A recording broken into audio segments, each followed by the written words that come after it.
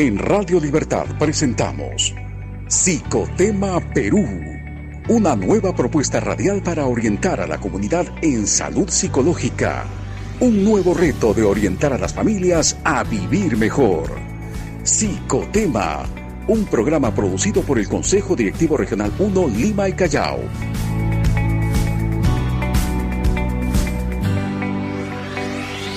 1:00 ya con 9 minutos. Buenas tardes a todos los que se conectan con nosotros a esta hora. Gracias por seguirnos todos los miércoles en su programa Psicotema Perú. Estamos en vivo a través del Facebook del Colegio de Psicólogos de Lima y Callao y enlazados con las ondas en los 820 de la AM también con Radio Libertad.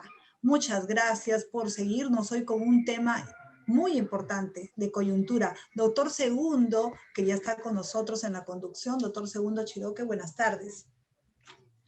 Buenas tardes a todos los que nos siguen a través de estos medios y creo que, como todos los miércoles, ¿no? Muy cercano a este gran interés que muestra la comunidad. Y ahora sí, con un tema muy importante que tiene que ver con el poder, la ética en la política nacional. Yo creo que a todos esta semana nos ha impactado las noticias que tienen que ver con este tema de fondo. Y para eso estamos esta tarde, para conversar, para acercarnos y tener una explicación de repente psicológica a esta temática tan determinante en estos momentos.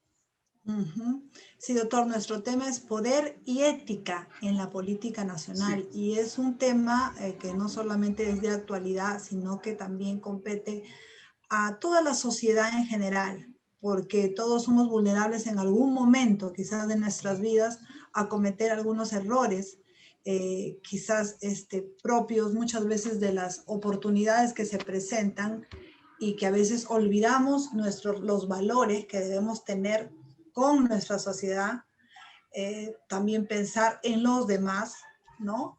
Ser comprensivos con la situación en que nos encontramos como es de pandemia, tratar de comprender que no todos estamos en la misma situación. Algunos, por ejemplo, estamos en trabajo remoto, tenemos esa facilidad, gracias a Dios y gracias al trabajo que tenemos, y así como muchas personas, muchos profesionales están trabajando desde casita, entonces se cuidan. Pero ¿qué pasa con aquellos que están en primera línea, doctor? Es realmente preocupante.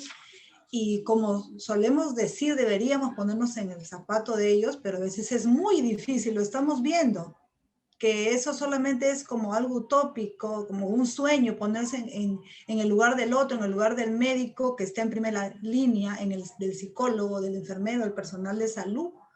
Y pues pensamos más en nuestro interés personal, en nuestra salud propia, sin pensar en el resto.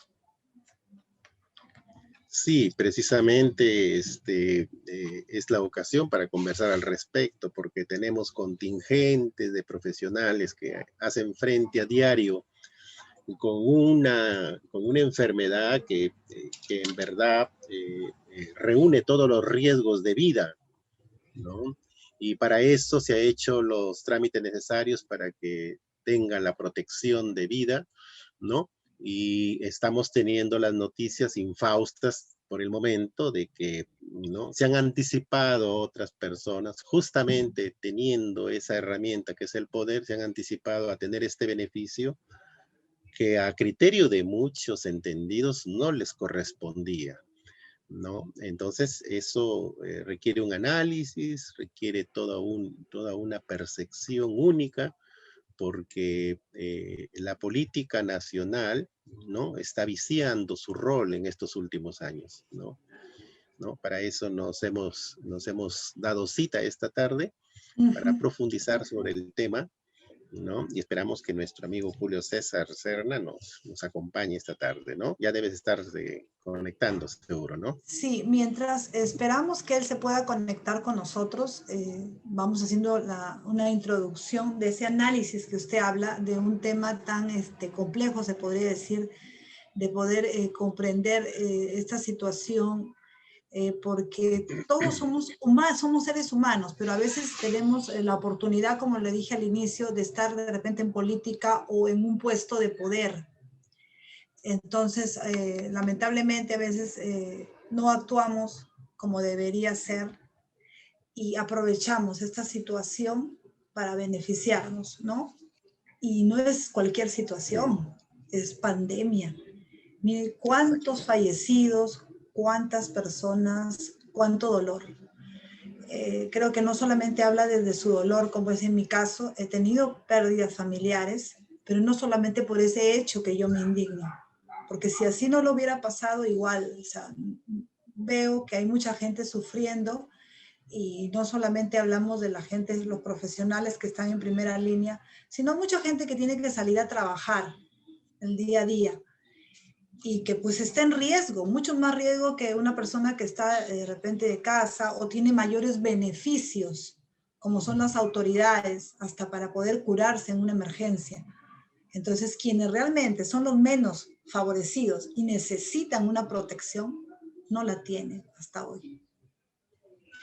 Sí, doctor, me gustaría una introducción mientras esperamos a nuestro invitado, un análisis. Sí,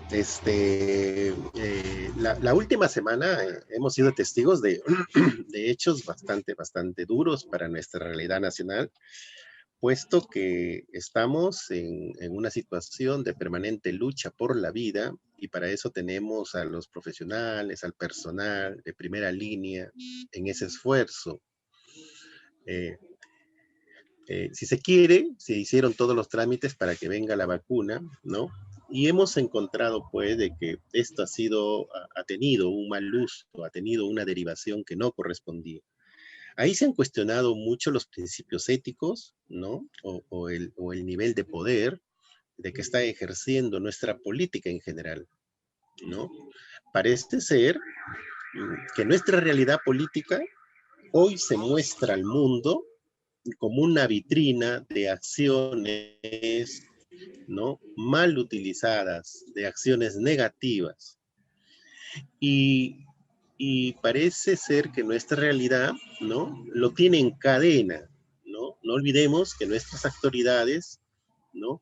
Un alto porcentaje de los alcaldes o de los presidentes regionales, ¿no? Hoy están en juicio frente a sus manejos, ¿no?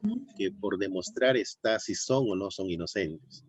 Los mismos presidentes de la República, ¿no? Desde hace una treintena de años, ¿no? Están demostrando toda una conducta que a la luz de la justicia merece un castigo.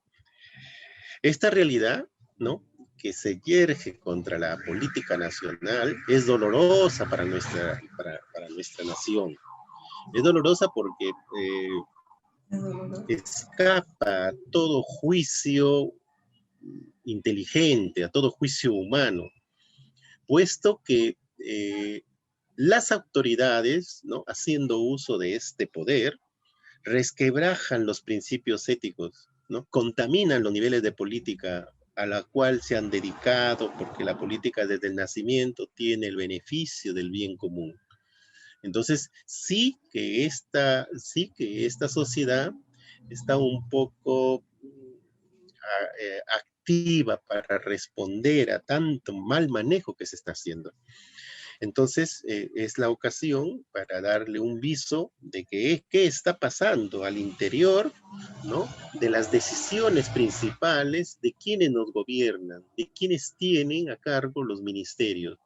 Estamos viendo de que hay una gran escasez de principios y valores, ¿no? Se puede interpretar como una necesidad urgente para conservar la salud o preservar la vida. Se puede interpretar así, pero tomar una decisión, ¿no? Adelantándose a todo un programa donde el mayor riesgo recae en otras personas, yo creo que sí es una falta grave. Cuando se realiza un análisis, en verdad se ha resquebrajado la ética, pero mucho más profundamente lo humano, lo existencial, lo que todo profesional debe tener como la consideración hacia el semejante. Yo creo que sí es muy delicada la situación, ¿no? Se están exigiendo nombres completos, se están exigiendo acciones rápidas, se están exigiendo claridad de los hechos, porque tenemos una cifra dolorosa en enfermos, tenemos una cifra dolorosa en muertes, tenemos una cifra dolorosa en la economía, y que de alguna manera refleja descarnadamente las respuestas que dan nuestras autoridades políticas para la sociedad. Uh-huh. Y pareciera, doctor, que hubiera una especie de como deshumanización, no sé si le podríamos llamar. Tuvimos hace poco acá un diálogo abierto con el doctor Manuel Arámbulo, quien defiende mucho y trata este tema de la deshumanización. Y justo hablábamos de nuestros líderes políticos, ¿no? Y quienes están en el poder, quienes tienen las decisiones de poder. Entonces, que ellos también se ven muchas veces involucrados en estas acciones donde la persona se deshumaniza porque solamente piensa en el beneficio propio. Sí, creo que es el término adecuado porque estamos concurriendo a toda una situación de obviar, ¿no? El bien común, de no considerar los beneficios comunitarios y pensar solamente individualmente, muy egoístamente. Recién se entiende por qué existe tanto esmero en querer asumir, ¿no?, tal cargo, ¿no? Las campañas, los ofrecimientos, las promesas altisonantes que hacen este tipo de autoridades, lo hacen con un fin muy personalista. Recién entiende la cultura peruana de que estamos nosotros con un ropaje que solamente sirve determinado tiempo para alcanzar el poder y después sale en realidad los principales propósitos. Yo creo que ya es tiempo de que la comunidad en general sepa elegir sus autoridades, sepa valorar que existen personas muy bien encaminadas, ¿no? Y que no están dispuestas a marearse con el poder o a usurpar, ¿no?, todos los principios que tienen que ver con la ética y las buenas acciones. Yo creo que próximos a tener una elección, invocamos a que todas las personas mayores de edad puedan discernir, puedan evaluar sus candidatos, porque de eso depende. La política peruana tiene que modernizarse, tiene que humanizarse, tiene que renovar en sus principios básicos de un bien común. Las cosas que estamos leyendo, que nos estamos enterando, que estamos viendo a través de los medios de difusión, son bastante dolorosas para esta sociedad que sufre, que siempre ha vivido en la postergada, que siempre ha vivido limitada. Nuestra realidad parece ser de que no debería ser tal. Recién estamos viendo de por qué los niños tienen una carpeta mala en la provincia, por qué tienen una escuela en ruinas en el distrito, por qué tienen unos profesores de repente mal pagados en todo el Perú. Recién estamos viendo que esas políticas están contaminadas. Esto de la vacuna nos ha puesto en un ventanal hacia el mundo, de que nuestras autoridades, ¿no?, dejan caer la careta y se dan en cuerpo entero frente a un egoísmo muy personalista, ¿no? Y sin tomar en cuenta la salud, sin tomar en cuenta las principales decisiones nacionales, sin tomar en cuenta las dramáticas cifras de muerte que tiene nuestra patria. Yo creo que sí, es una voz de protesta, es una voz de descontento, porque este momento amerita una reflexión para toda la comunidad, amerita una exigencia, ¿no?, para clarificar los hechos, y aunque no, el castigo no es lo esperado, no va a ser suficiente, yo creo que sí vamos a valorar la experiencia para renovar nuestras autoridades y se puedan encaminar de la mejor manera posible en beneficio común. Bueno, ese sería lo ideal, ¿verdad, doctor? Es decir, hay una pérdida de valores, ¿no? ¿Qué estaría pasando con estas personas que hacen toda una propaganda electoral siempre? A veces pareciera que tuvieran las mejores intenciones, pero cuando llegan al poder cambian totalmente, que es como que se envician de poder.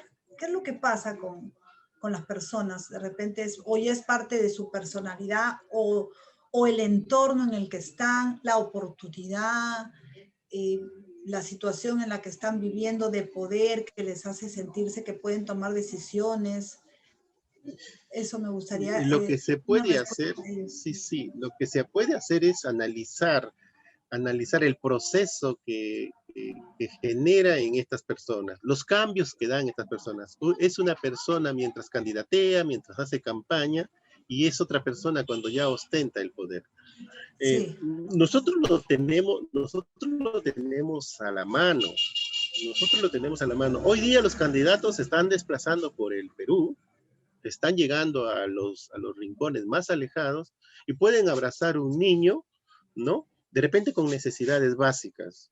Y pueden hacer una promesa de repente muy llamativa para ese pueblo. Y puede servirse una comida tan sencilla y lo hace con el mayor agrado, pero esa es una determinada etapa. Cuando llega al poder, generalmente cambian eso, ¿no? Cambian porque ahora sí tienen poder de decisión, ahora sí tienen los principios para sacar las ventajas que ellos ya lo tenían pensado, y así en repetición, así en cadena. Entonces, lo que nosotros podemos alcanzar es un análisis de ese cambio que están pasando en esta dirigencia política. Pero no hay esa consideración, no hay esa permanencia y perseverancia para seguir los principios de moralidad y ética. Esos cursos que hace 40 años se llevaban de educación cívica, ¿no? De la familia, esos cursos que en verdad eran formativos para aquellas promociones, hoy día se han dejado de lado. Yo creo que las familias que antes se sentían más sólidas, que antes se sentían mucho más directivas para dar el ejemplo a los hijos, hoy en día han decaído enormemente. Es un fenómeno que yo creo que el Perú lo está sintiendo, lo está efectivizando con mayor tragedia. Se da en muchos países de Latinoamérica, pero el Perú yo creo que se está levantando como un modelo de completa corrupción, no solamente a nivel político, en otros estamentos también. Entonces sí es delicada la situación. Y aquí sí llamamos a los profesionales del comportamiento humano de que, valiéndose de lo que puede hacer todo un sistema de formación, oriente que se tiene que retomar el aspecto educativo, el aspecto familiar, el aspecto de currículum escolar, el aspecto de formación profesional. Ojalá, ¿no?, las próximas decisiones estén encaminadas a la cultura, estén encaminadas al civismo, estén encaminadas a los principios éticos, a la moral, ¿no? Que de alguna manera viene a ser el resguardo, viene a ser la plataforma en que debe todo ciudadano desempeñar su trabajo, cualquiera fuera su actividad. Yo creo que el Colegio de Psicólogos en su región 1, ¿no?, prepararemos los mejores cursos, los mejores elementos básicos para que esto pueda tener un efecto multiplicador en lo que puede ser la familia, la escuela y la comunidad. Con seguridad es una preocupación que hoy en día se debe tomar en cuenta y que ojalá sea poco duradero, porque ya tenemos una treintena de años con este mal que ya parece endémico en nuestra sociedad. Sí. Y doctor, ¿cómo esto sin duda repercute en toda nuestra sociedad, pero en nuestra población juvenil, la que se ha visto siempre ahora tiene una participación activa en la política? Como vemos, ahora los jóvenes están más activos en las políticas, en sus ideas, en sus agrupaciones, en su participación. Ahora el medio de comunicación que más usan son las redes, por ejemplo, y ahí pues se ve, se nota todas las ideas que hay contrarias, porque también se ha vuelto ahora como si el Perú se hubiera dividido en dos partes, ¿no? Ya de repente en otros programas podremos hablar de eso. Entonces, ¿cómo influye toda esta situación de la vacunación que ha favorecido a muchos de poder en nuestra juventud, ¿no? ¿Cómo son ahora ellos, nuestros líderes políticos, qué ejemplo están dando a la juventud de hoy? Sí, de suerte que los grupos juveniles ahora que están reaccionando, ahora que están analizando y que son la respuesta inmediata para toda esta situación crítica, de suerte que hoy han hecho un despertar a su realidad. Son los jóvenes los que hoy en día, ¿no? Inician las luchas, inician las protestas, inician los descontentos, pero no se sienten representados. Ellos están en la protesta continua, pero no tienen una representatividad auténtica ahora. Yo creo que es una gran oportunidad para que en el ejercicio de esas libertades que tienen, ¿no? Puedan de alguna manera exigir a quienes nos gobiernan, ¿no? Exigir cambios, pero cambios radicales, cambios a profundidad. Esto de las vacunas, ¿no? De alguna manera ha impactado a nivel nacional y a nivel mundial, porque sinceramente se ha postergado todo el derecho que tenían los que auténticamente están luchando con este mal y se han puesto en su línea los que no merecían, los que por el compadrasto o por el amiguismo eran cercanos a quienes tenían el poder de decisión o del destino de estas vacunas. Yo creo que sí, los jóvenes puede ser una gran promesa, pero ojalá que en ese confín de ideas, en ese confín de procedimientos, pueda salir un líder que encarne esto y que represente los auténticos cambios que debe tener nuestra clase social. Ujú. Doctor, y hablemos de la mentira, por ejemplo. Desde el aspecto psicológico se habla mucho y a veces se califica, ¿no? De mitómano, mitómana, porque miente con frecuencia, como pensar de que esto es una patología, un problema psicológico. En el caso me refiero pues a la mentira de nuestras autoridades, ¿no? Sí, ya, eso ya se ve como un trastorno dentro de la conducta humana, hacer uso de la mentira como una salida a los hechos de sus propias vivencias, ¿no? Y lo estamos teniendo en nuestras autoridades de turno. A lo largo de los últimos años hemos visto en nuestros líderes políticos, en nuestras autoridades municipales, en los presidentes de la República, en todo índole hemos visto cómo mienten, cómo disfrazan la verdad y lo hacen con una seguridad, Con ¿no? una Como seguridad, para sí, que ellos sostengan que tienen la verdad, una sí, seguridad es extrema, increíble. una frialdad muy bien calculada. Todavía nos queda en el recuerdo, ¿no? Imágenes de presidentes de la República, de expresidentes de la República, nos queda en el recuerdo los exalcaldes, los gobernadores de región, las autoridades, todavía nos queda en el recuerdo cómo salían a las cámaras a decir, a desmentir todo lo que ya se sospechaba y que con el tiempo nos ha dado la razón de sus hechos. Entonces, la mentira en términos psicológicos viene a ser la salida personalista, falseando una verdad, una realidad, con un propósito único de beneficio personal. Y hay personas que de manera encadenada, de manera continua, se hacen uso de las mentiras y aún con eso se siguen levantando, pero para eso también hay quien avala esa mentira. De Eso, suerte que ya sabemos dónde están, ¿no? Los talones de Aquiles de nuestra sociedad. De suerte ya conocemos dónde radica, ¿no?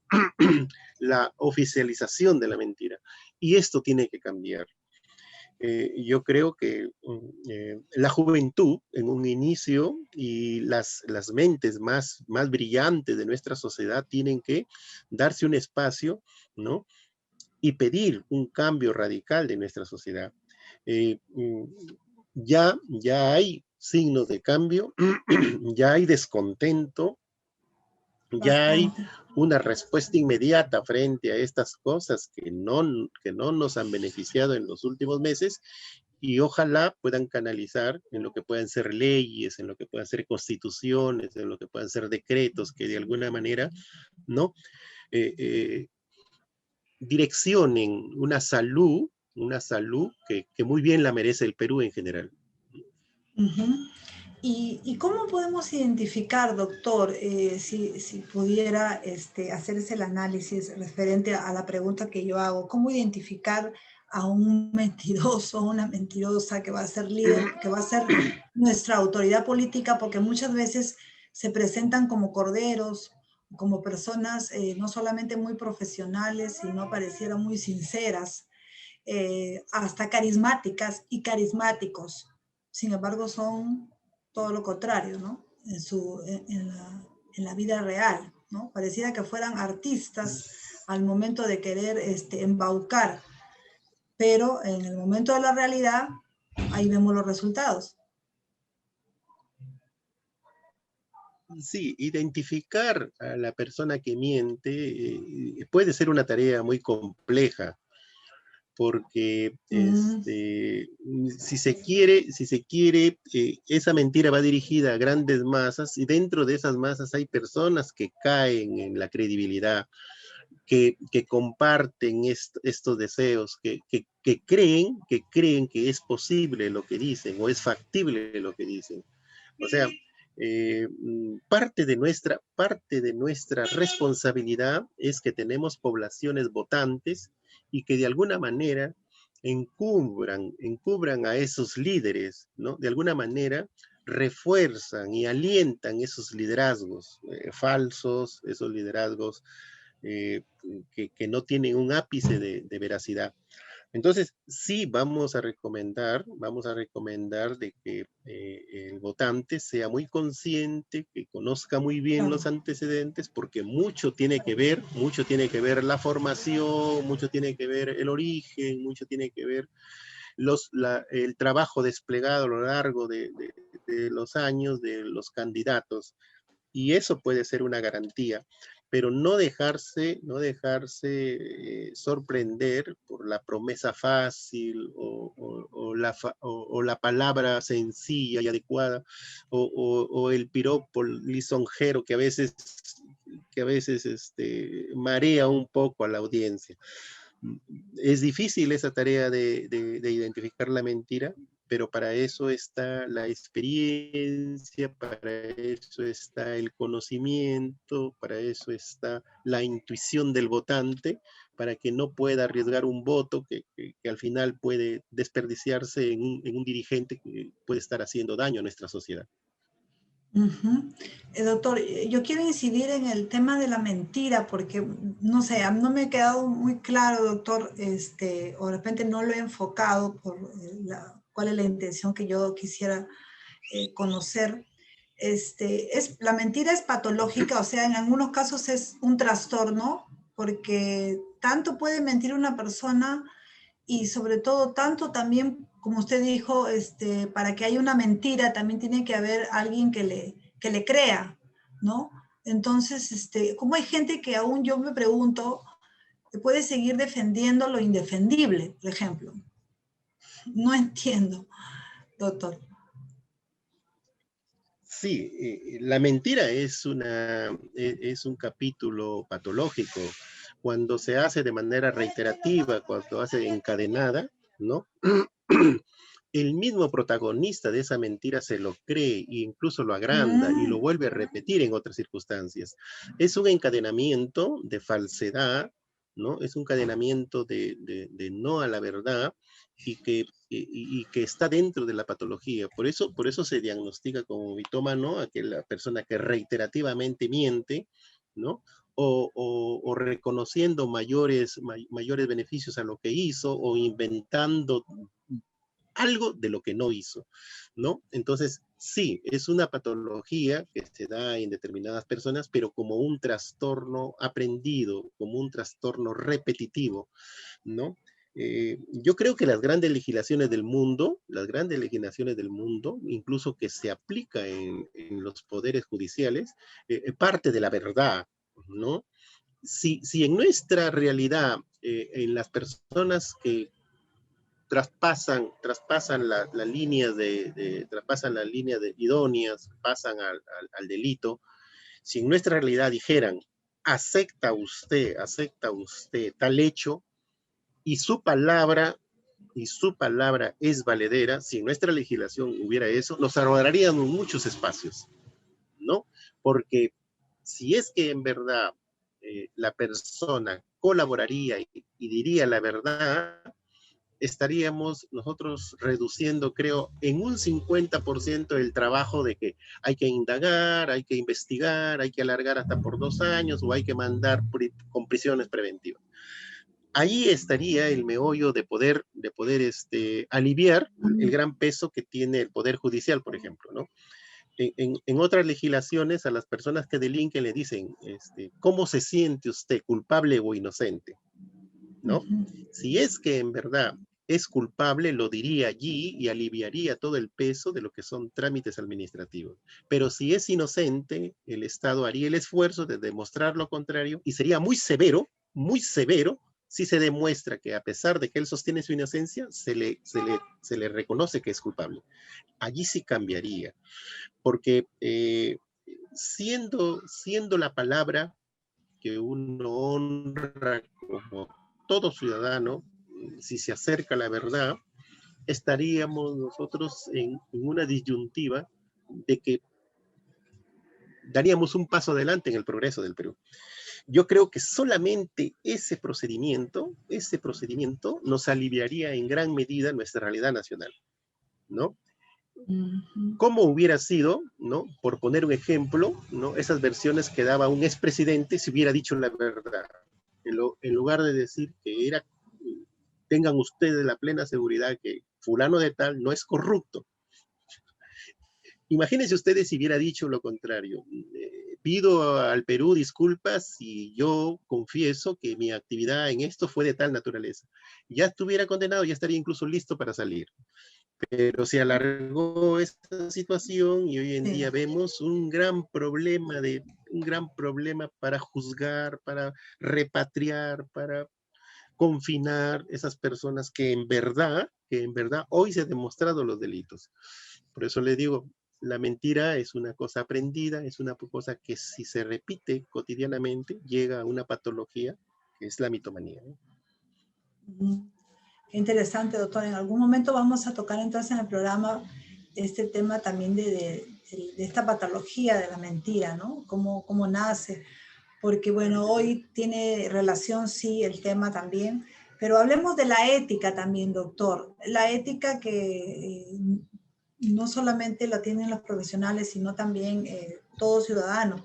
Pero en este caso quiero hablar de los profesionales, ¿no? Porque muchos de los que se han favorecido con la vacunación son la mayoría profesionales. Entonces, a ver, ¿cómo podemos separar o conocer la persona del profesional? Porque nada nos garantiza, siempre lo he escuchado y considero que es cierto, de que por muy profesional que tú seas bueno, eso no te garantiza que seas una buena persona. Y me parece que eso está pasando con algunos funcionarios, hablaba de los profesionales médicos y otros. Siempre hay un juramento, ¿verdad?, que se hace en mención a la ética, aparte que hay un curso de ética que todos los profesionales llevamos. ¿Qué está pasando con esto?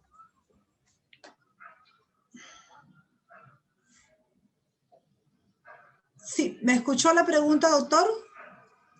Sí. ¿Escuchó la pregunta? Se cortó un poquito al final, pero sí lo quiero englobar en el sentido de que ética viene a ser todo esa estructura moral de lo cual uno está en toda una actitud de desarrollarlo, pero en el mejor equilibrio posible, sin dañar, sin hacer ningún tipo de daño y haciendo o dejando de hacer algo para el beneficio en común.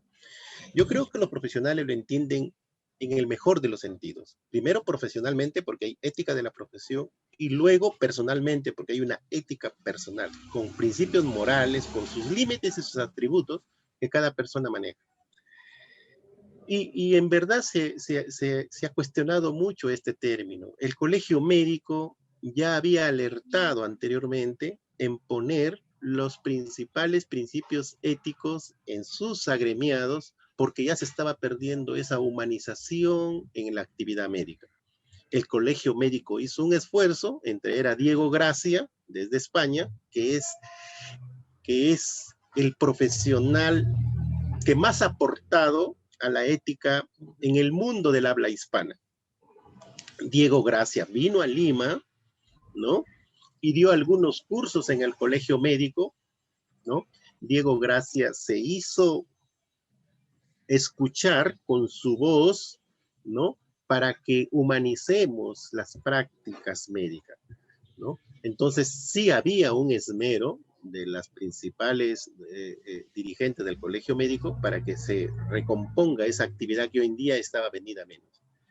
Esto que ha pasado esta semana, ¿no? Nos dibuja en cuerpo entero la crisis, ¿no? ética de nuestros profesionales. Se le pueden catalogar como muy eruditos, como muy suficientes en sus carreras, ¿no? en sus profesiones, pero cuando tratan, ¿no? de sopesar los principios éticos, ¿no? los ponen a un lado. Y mire, no solamente en la manera personal de actuar, sino en la manera profesional y científica, porque allí también se han vulnerado los principios éticos en la investigación. La investigación es un procedimiento científico que tiene unos principios inviolables, tiene unos principios de razón, tiene un principio de respeto, pero de una manera valorativa a todo el accionar científico. Eso se ha vulnerado, ¿no? No me vengan a decir ahora que por ser yo parte de una investigación que está investigando una vacuna en tal nivel, esa vacuna me corresponde a mí. No me vengan a decir que eso. Que hay un personal que porque está trabajando le corresponde esa vacuna. No es así. No le corresponde, el que entonces. interviene en una no le corresponde. El que interviene en una investigación tiene que ser la persona más neutral del mundo, porque en base a esa situación es que interviene la investigación. No tiene que sentir la contaminación de ninguna especie, porque él es el que va a dar un principio científico, y científico significa pegado a una verdad que tiene un criterio de generalización. Entonces, que digan de que esa vacuna estuvo destinada para personal que colabora, para personal que interviene, para personal que asesora las investigaciones, eso no es posible. No es posible porque siendo una investigación a doble ciego, es más factible todavía de ser un gran avance, porque no se tiene conocimiento hacia dónde va dirigida ese tipo de ensayos. Entonces, sí, nuestra comunidad científica debe de estar muy dolida. Nuestros profesionales médicos deben estar muy resentidos, porque los representantes de esta gran investigación, ¿no? han quedado al descubierto frente a ese sesgo que los dio el hacer uso de estas vacunas. Yo sí tengo que levantar mi voz de protesta, porque en todo lo que es una función investigatoria, todo lo que es una actividad investigatoria, tiene que pegarse al criterio científico. Y el criterio científico tiene un respaldo de los principales principios que la declaración de Helsinki lo difunde en el mundo. Entonces, ese respeto no se ha mantenido. Nuestra realidad profesional también está cuestionada. Yo creo que es la oportunidad para hacer un análisis de que se pongan en acuerdo las principales dirigencias, los principales decanatos, los principales colegios profesionales, y redacten una nueva, de repente una nueva función a quienes investigan, a quienes dirigen investigación, a quienes cumplen las asesorías, a quienes son responsables desde las instancias gubernamentales a dirigir esto, a quienes dan la licencia de investigar con humanos. Yo creo que ese respeto siempre debe haber sido conservado y difundido sobre todo. Es decir, doctor, la comunidad científica, como usted dice, ha sido afectada porque también como profesionales de la ciencia han fallado. ¿verdad?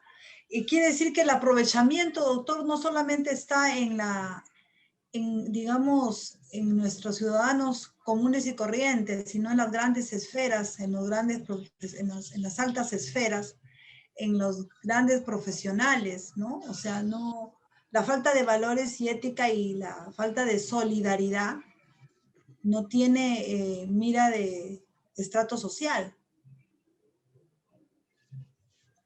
Sí, ya lo tenemos como un conocimiento pleno, ¿no? Instaurado en los primeros niveles del poder, ¿no?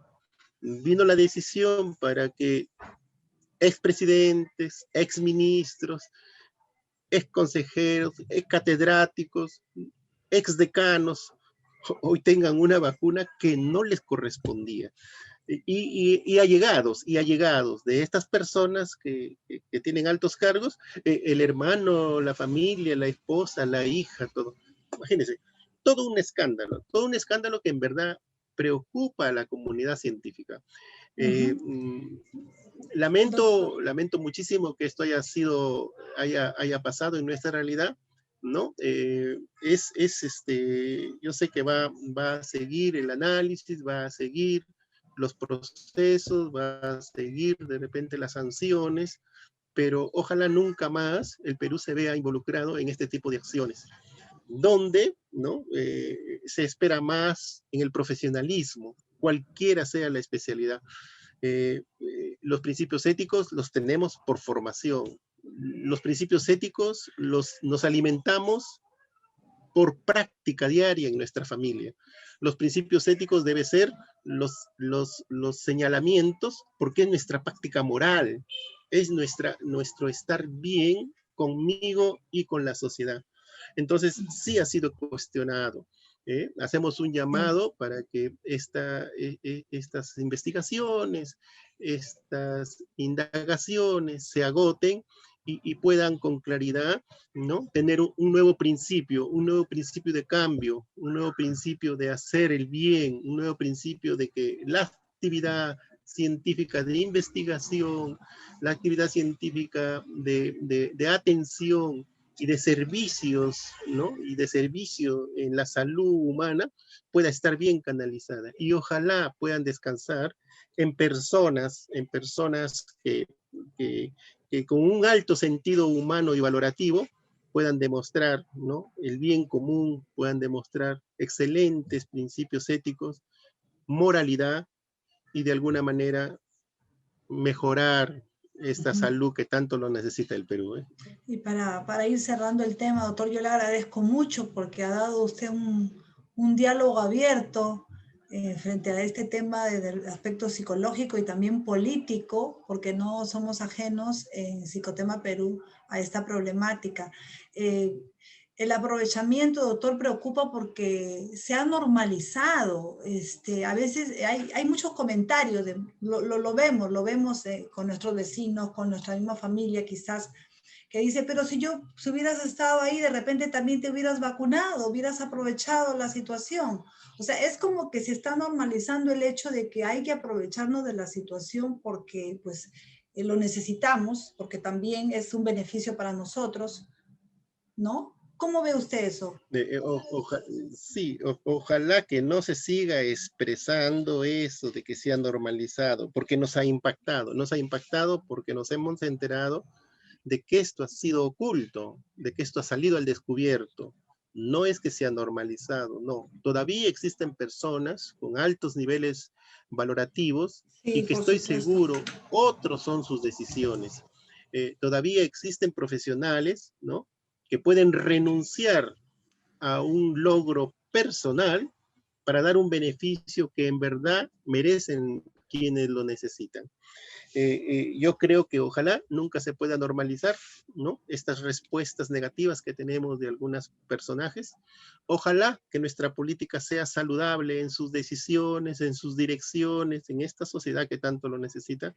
Y ojalá que nuestras instituciones puedan colaborar, los colegios profesionales puedan coayudar para que nosotros, ¿no? Demos los lineamientos, ¿no? Se persigan las mejores currículas en nuestra educación, se puedan restablecer los mejores hábitos en nuestra familia y se pueda dar a la comunidad los mejores ejemplos de que su dirigencia, de que los responsables de ministerios, los responsables de jefaturas, los responsables de las principales instituciones de salud, de justicia, de seguridad, puedan tener las armas necesarias para que pueda ser un efecto saludable en nuestra nación. Y aquí va a tener mucho que ver la educación, doctor, ¿no? Esperamos que nuestros próximos gobernantes tengan la mira de mejorar todo el sistema de educación, porque esa es la base de la sociedad también y de la formación desde niños, ¿no? Una formación personal de cada individuo para que sepa actuar. Indudablemente, indudablemente. El sistema educativo, sí, indudablemente que el sistema educativo va a ser la gran base de estos cambios. Ya existe ya unos cambios significativos en la universidad peruana. Ya existe, ya hay el licenciamiento y se está dando de acuerdo a ciertos criterios. Ya existe modificación en lo que es los sistemas educativos a nivel inicial hasta la secundaria. Existe modificación, pero la principal educación parte de nuestra familia, parte de nuestro hogar. Es responsabilidad de los padres tener que conducir los sistemas educativos. Se dice que la instrucción está en la escuela, pero la educación está en el hogar. Los padres pueden demostrar principios éticos, principios morales, principios de buenas prácticas familiares y de respeto, principios de dignidad humana, principios de humanidad, que muy bien, ¿no? Esta sociedad tan galopante, esta sociedad tan apremiante, nos pueden volcar a otros caminos. La familia, la escuela y las instituciones tienen que marchar juntos, porque el Perú se lo merece. El Perú es un país prometedor, es un país riquísimo. Depende del peruano en general para salir en este caminito, en miras del bicentenario, salir con plena libertad y desarrollo. Muchas gracias, doctor Segundo Chiró, que hoy día no solamente me ha acompañado en la conducción, sino que ha sido mi invitado. Seguramente que nuestro invitado, el psicólogo especialista en temas políticos, debe haber tenido una recargada agenda, porque en otra oportunidad estuvo con nosotros aquí en un diálogo muy interesante. Ya lo tendremos en otra oportunidad. Y bien, para terminar, ya finalizar ya nuestro programa, tal vez algunas novedades, las últimas gestiones que se están haciendo en el CDR1. Sí, en breve estaremos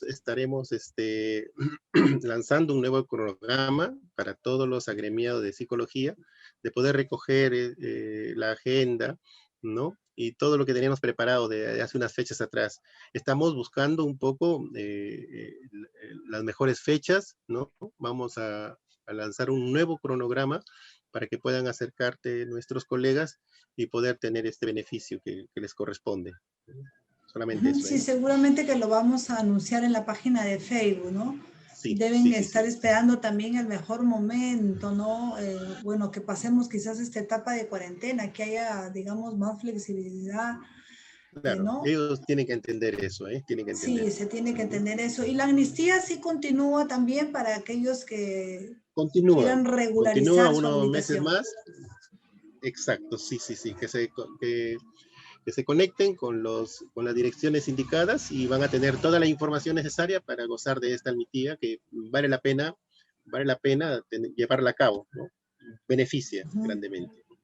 Así es. Y siempre, por favor, estar en continua comunicación con las páginas de Facebook, la página web del Colegio de Psicólogos de Lima y Callao. No lo olvide, con sede en Santa Domitila, Cercado de Lima, para que se entere el colegiado de las últimas gestiones, los comunicados y toda la información que le interesa, porque próximamente también viene un novedoso sistema de pago donde se usa la tecnología para justamente dar las facilidades a todos los colegiados que puedan hacer cancelar sus aportes. Así que sería muy importante que siempre estén pendientes en nuestras páginas. ¿Algo que agregar, doctor? Claro que sí.